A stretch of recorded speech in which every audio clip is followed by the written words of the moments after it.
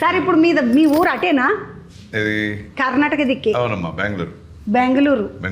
అక్కడనే పుట్టి అక్కడే పెరిగి తర్వాత చెన్నైలో సెటిల్ అయిపోయాను. చెన్నైలో 84-85లో సెటిల్ అయిపోయాను. అప్పుడే చెన్నైలో ఉన్నప్పుడే అప్పుడు తెలుగు ఇండస్ట్రీ చెన్నైలో ఉండింది కదా. అప్పుడు చేసిందే ఈ మాపల్లి గోపాలుడు, మన్నెంలో మనవుడు, ఇవన్నీ అక్కడ ఉండి షూట్ చేసింది. ఆ తర్వాత తెలుగు ఇండస్ట్రీ ఇక్కడికి వచ్చింది, హైదరాబాద్కి వచ్చింది.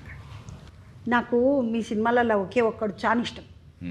అటెన్క హనుమాన్ జంక్షన్ సీరియస్గా ఉంటావు సార్ నువ్వు అలా మస్తు. తర్వాత మొన్న మా తమ్ముడు పెద్ద తమ్ముడు నితిన్ తోటి ఒకటి సినిమా చేసినావు, మొత్తం చెస్ ఉంటుంది సినిమాలో. లై వెనకాల సార్ పెద్ద టాటూ వేసుకుంటాడు. లై ఏమన్నా ఉన్నదా సార్ ఆ సినిమా?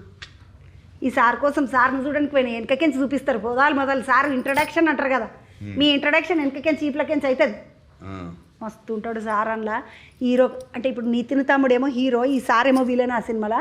కానీ సార్ను చూడడానికి వచ్చిండ్రు పబ్లిక్ లేడీస్ అంతా, తెలుసా సార్ మీకు? అన్ని అబద్ధాలు.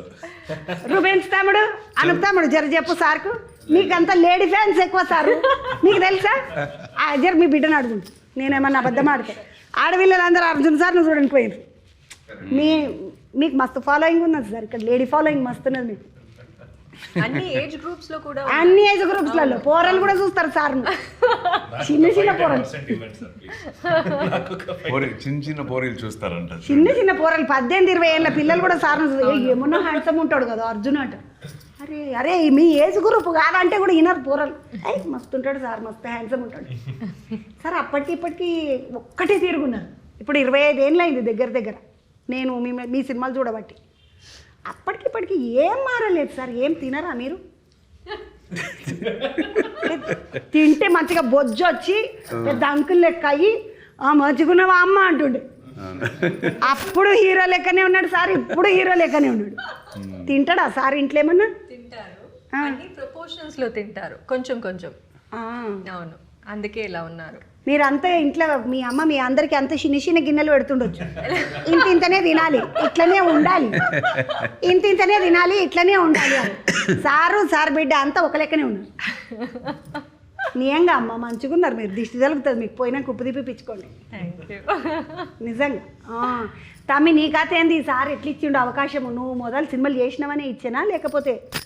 అవును, నేను కన్నడలో యాక్టింగ్ చేస్తున్నాను కదా, అక్కడి నుంచి ధ్రువ అన్న ఈ ఫిలంలో ఉన్నారు. ధ్రువ అన్న నా రికమెండేషన్, ధ్రువ సర్జ అన్న.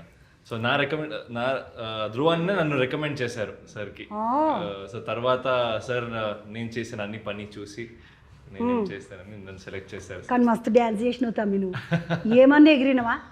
కానీ ఆ పిల్లకి నీకు మస్తు పోటీ ఇచ్చింది తెలుసా? ఎనర్జీ అలాగ ఉంటుంది, మస్తు పోటీ అంటే పోటీ.